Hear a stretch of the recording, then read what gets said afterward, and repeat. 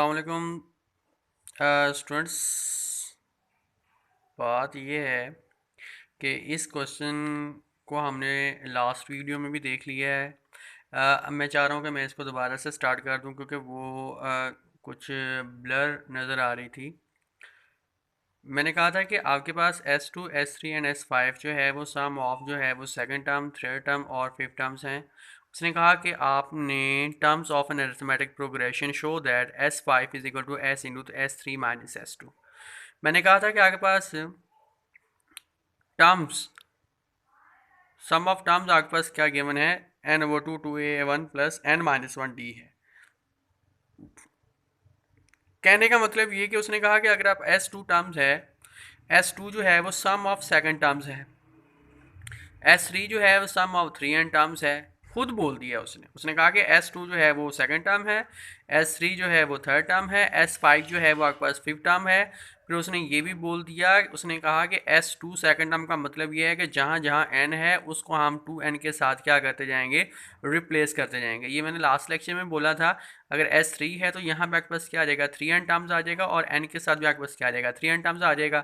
Similar आपके पास क्या होगा, S5 टर्म्स के साथ भी आपने 5n टर्म्स, और n के साथ भी आपने क्या लगा देना है, 5n टर्म्स लगा देना है। अब आपने सब्ट्रैक्ट करना है इक्वेशन नंबर 1 एंड 2 के साथ। अब इक्वेशन नंबर 1 एंड 2 को आपस में क्यों सब्ट्रैक्ट किया, हमने S3 को S2 में से ही माइनस क्यों किया, हमने S2 को S5 में से माइनस क्यों नहीं किया। उसकी रीज़न ये है कि बेटा हमने क्या प्रूव करना है, S3 माइनस S2 प्रूव करना है। तो हम क्या करेंगे, S3 में से S2 को क्या कर देंगे, माइनस कर देंगे। तो आपके पास क्या आ जाएगा, S3 आपके पास क्या आ जाएगा, यहाँ पर ये वाली वैल्यू आ जाएगी। S3 आपके पास क्या आ जाएगी, ये वाली वैल्यू। यहाँ पे आपके पास S3 आ जाएगा, ये माइनस आ गया यहाँ पर, और S2 आपके पास क्या आ गया बेटे, ये वाली वैल्यू आ गई यहाँ तक। अब आगे थोड़ा सा मूव करते हैं। उसने क्या कहा कि जब हम सॉल्व करेंगे तो हम इस 3n को अंदर क्या कर देंगे, इस 3 को अंदर मल्टीप्लाई कर देंगे। तो ये आपके पास क्या आ जाएगा, 6a1, इसको मल्टीप्लाई करेंगे आपको क्या आ जाएगा, 9n d आ जाएगा, और माइनस क्या आ जाएगा, 3d आ जाएगा। इस 2 को अंदर मल्टीप्लाई कर दें तो आपके पास क्या आ जाएगा बेटे, 4a1 प्लस 4n d, और माइनस आपके पास क्या आ जाएगा, 2d। ठीक है। अब आगे देखें, उसने कहा कि आपके पास 6a1 और 4a1। अब मैंने n/2 को क्या कर लिया, कॉमन ले लिया। 6a1 माइनस क्या आ जाएगा, 4a1 plus 9n d minus क्या आ जाएगा, 4n d, और माइनस 3d प्लस क्या आ जाएगा, 2d। अब सॉल्व करें, 6a में से 4a क्या बाकी, क्या बच गया, 2a1। 9 में से 4 क्या बाकी, क्या बच गया, 5n d, और यह बस क्या आ गया, माइनस का d। अब आप चेक करें कि आपके पास क्या आ जाएगा, कॉमन चीज़ आपके पास इसमें क्या आ रही है, डी। तो आपके पास क्या आ जाएगा, 5n माइनस क्या आ गया, 1। अब उसने क्या कहा था, उसने कहा था कि आपके पास s के साथ या S3 माइनस S2 के साथ क्या होना, मल्टीप्लाई क्या होना चाहिए, 5 होना चाहिए। तो अब यहाँ पे देखें, अगर मैं इस S3 को S3 माइनस S2 के साथ मल्टीप्लाई कर दूँ 5 को, तो रूल के मुताबिक मुझे 5 को बोथ साइड के ऊपर मल्टीप्लाई करना पड़ेगा। तो मैंने 5 को क्या कर दिया, बोथ साइड के ऊपर मल्टीप्लाई कर दिया। तो यहाँ पे आपके पास क्या आ गया, 5n आपके पास क्या आ गया, डिवाइड बाई 2, और ये 2a1 प्लस आपके पास क्या आ गया, 5n माइनस 1d। अब आप देखें कि ये आपके पास 5n/2 ये किस से मिलता जुलता है, इससे मिलता जुलता नहीं है। ये 5n/2, ये 5n/2, ये 2a1, और ये 5n माइनस 1d। तो क्या मैं इस पूरे की जगह क्या S5 को रिप्लेस कर सकता हूँ। अब मैंने इस पूरे की जगह क्या कर दिया, S5 को रिप्लेस कर दिया, और यह बस क्या हो गया बेटे, प्रूफ हो गया जो हमने क्या करना था बेटा, प्रूव करना। एक्सरसाइज 6.4 ही हमारी कंटिन्यू है। क्वेश्चन नंबर 9, 10, 11, 12 ये सारे एक तरह के क्वेश्चन है। क्वेश्चन नंबर 14 के बाद जो है वो आपके क्वेश्चन की जो नेचर है वो चेंज हो जाती है। कैसे चेंज होती है मैं आपको समझाता हूँ। देखिए, आप लोगों ने कुछ 10th क्लास में, प्रीवियस क्लासेस में एक चीज़ डिस्कस की होगी। वो कहता था कि आपके पास किसी दो वैल्यूज़ का सम का स्क्वायर, या किसी दो वैल्यूज़ का प्रोडक्ट करके उसका स्क्वायर कर दें, और फिर हम नंबर्स भी फाइंड किया करते थे। ये 10th क्लास में भी आप लोगों ने चैप्टर नंबर 2 में एक्सरसाइज में 2.8 में किए थे क्वेश्चन।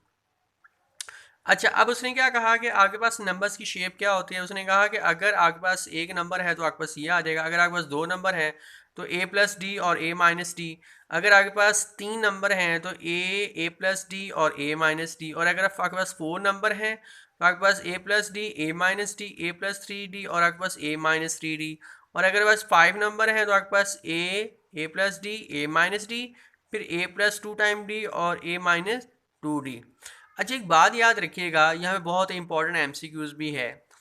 यहाँ पे आगे पास जो चीज़ें लिखी हुई हैं ये आगे पास क्या हैं, कॉमन डिफरेंस है।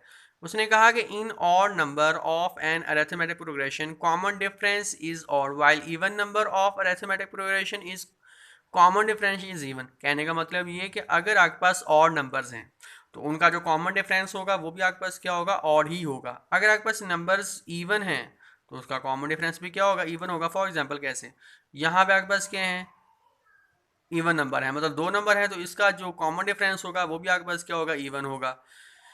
देखिए यहाँ पे जैसे आपके पास इवन नंबर्स हैं, इसका कॉमन डिफरेंस भी क्या होगा, इवन ही होगा। और अगर आपके पास इसका नंबर्स ऑड हैं, मतलब 1 2 3 है, तो इसका जो कॉमन डिफरेंस होगा वो भी आपके पास क्या होगा, ऑड होगा। यहाँ पे आपके पास ऑड नंबर है, इसका कॉमन डिफरेंस भी क्या होगा, ऑड ही होगा। ये बहुत इंपॉर्टेंट एमसीक्यूज है, ठीक है बेटे। अब हम एक्सरसाइज 6.4 के क्वेश्चन नंबर 16 पे मूव करते हैं। उसने यहाँ पे एक ही क्वेश्चन में 2 डिफरेंट चीज़ें पूछी हुई हैं। कहने का मतलब ये, उसने कहा कि find the values number in arithmetic progression whose sum is 25 and sum of whose square is 35। कहने का मतलब ये कि उसने कहा कि आपके पास 5 नंबर हैं। 5 नंबर कौन से वाले, ये वाले। आपके पास 5 नंबर हैं, इन पांचों नंबर का पहली आपके पास कंडीशन में क्या लेना है, आपने सम लेना है, और वो जो सम होगा वो 25 के इक्वल होगा। आपने क्या किया, आपके पास ये 5 नंबर हैं, let the 5 numbers A minus D, A minus D, A plus D और ए प्लस 2 टाइम डी। पहली कंडीशन क्या थी कि आपने इन सब को सम लेना है, और वो जो सम होगा वो किसके इक्वल होगा, 25 के। आपने इन सब का क्या ले लिया, इन्हीं वैल्यूज़ का सम ले लिया, और वो क्या आपके पास 25। अब आपने क्या करना, क्या है करना, ये है कि आपने इन सब वैल्यूज़ को ओपन कर देना है। जब आप इसको ओपन करेंगे तो आपके पास माइनस डी प्लस डी के साथ कैंसिल हो गया, प्लस 2d माइनस 2d के साथ कैंसिल हो गया। बाकी आपके पास क्या रह गया बेटे, ए और 5 टाइम ए इक्वल टू क्या हो गया, 25, और आपके पास ए की क्या वैल्यू हो गई, 5। अब दूसरी कंडीशन भी वो आपके पास पूछे, इस तरह ही बोल रहा है। उसने कहा कि आपने इसका सम भी लेना है और स्क्वायर भी लेना है। क्या कहने का मतलब, पहली कंडीशन में वो क्या कह रहा था कि आपने इन्हीं 5 नंबर का स्क्वायर करना है, सॉरी सम लेना है। अब सेकंड कंडीशन में वो क्या कह रहा है कि आपने इनका सम भी करना है और स्क्वायर भी करना है। तो जब आपने इन 5 नंबर्स का स्क्वायर भी कर लिया, सम भी कर लिया, तो वो आपके पास किसके इक्वल होगा, 135 के। उसने क्वेश्चन में खुद बोला हुआ है, ठीक है बेटे। अब फॉर्मूला है ए माइनस बी होल स्क्वायर वाला, आप ओपन कर दें, आपके पास ये फॉर्मूला बन जाएगा। ये A minus B whole square formula open कर दें, A square A plus B whole square वाला फॉर्मूला ओपन कर दें, और ये भी आपके पास क्या आ जाएगा, 135 के। जब आप इसको सिंप्लीफाई करेंगे तो आपके पास क्या सिचुएशन बन जाएगी, 5a square plus 10d square equal to 135। Common चीज़ आपके पास क्या आ रही है, यहाँ पर 5 कॉमन आ रहा है, A square plus 2d square equal to 135। तो आपके पास 5 मल्टीप्लाई और उधर क्या हो जाएगा, डिवाइड। तो आपके पास A square plus 2d square equal to क्या हो गया, 27। आपके पास क्या बन जाएगी, क्वेश्चन बन जाएगी। अब आपने थोड़ी देर पहले इस ए की जगह वैल्यू पुट करनी है। आपके पास ए की वैल्यू क्या आई थी, 5। आपने 5 को क्या करना है, यहाँ पे रिप्लेस करना है। तो जब आप रिप्लेस करेंगे तो क्या आ जाएगा, 5 का square plus 2d square equal to 27। अब आप आगे देखें कि आपके पास 25 plus 2d square equal to 27, ठीक है। 2d square equal to 27 minus 25, 2d square equal to 2। 27 में से 25 गया, बाकी क्या बच गया बेटे, आपके पास 2 बच गया।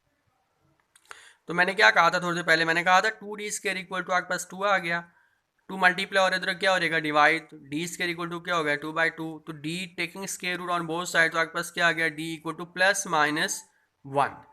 अब हमारे पास d भी आ गया, हमारे पास a भी आ गया। a हमारे पास 5 आ गया और d हमारे पास क्या आ गया, प्लस माइनस 1। अब हमने पहले d को पॉजिटिव 1 के साथ सॉल्व करना है, नंबर्स फाइंड करने हैं। अब आपने d को -1 के साथ भी करना है।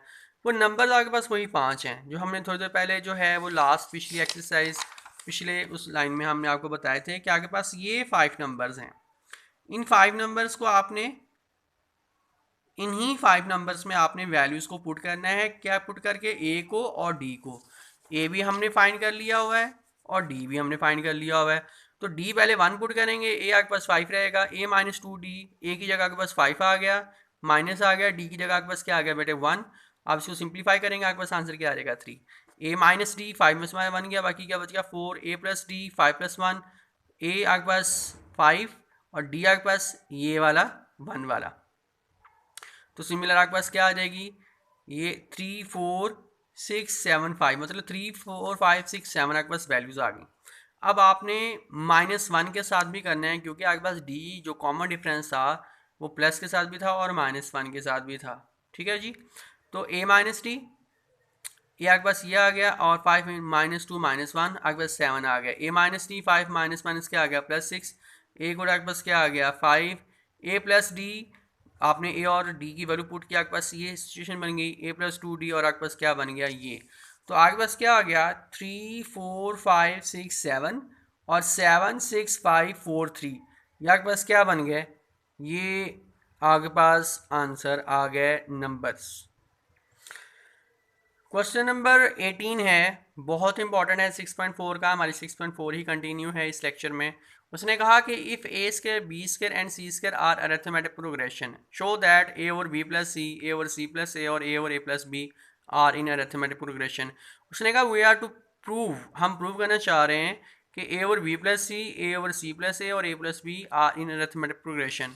उसने कहा कि अगर मैं इसको ए और बी प्लस सी को ए कंसीडर कर लें, इसको बी और इसको सी कंसीडर कर लें, तो अगर मैं इसका कॉमन डिफरेंस लेना चाहूँ तो मेरे पास क्या होगा B minus A equal to आपके पास क्या आ जाएगा C minus B. Common difference तो यही होगा ना कि अगर आपके पास कोई भी सीक्वेंस गिवन है, देखें ना आपके पास कोई सीक्वेंस गिवन है, ये आपके पास ए है, ये आपके पास बी है और ये आपके पास सी है, तो मैं इनका कॉमन डिफरेंस लूँगा तो मेरे पास क्या आ जाएगा बी माइनस ए, और मैं अब इन दोनों का कॉमन डिफरेंस लूँगा तो मेरे पास क्या आ जाएगा सी माइनस बी। तो बेटे बिल्कुल ये वही वाली सिचुएशन है।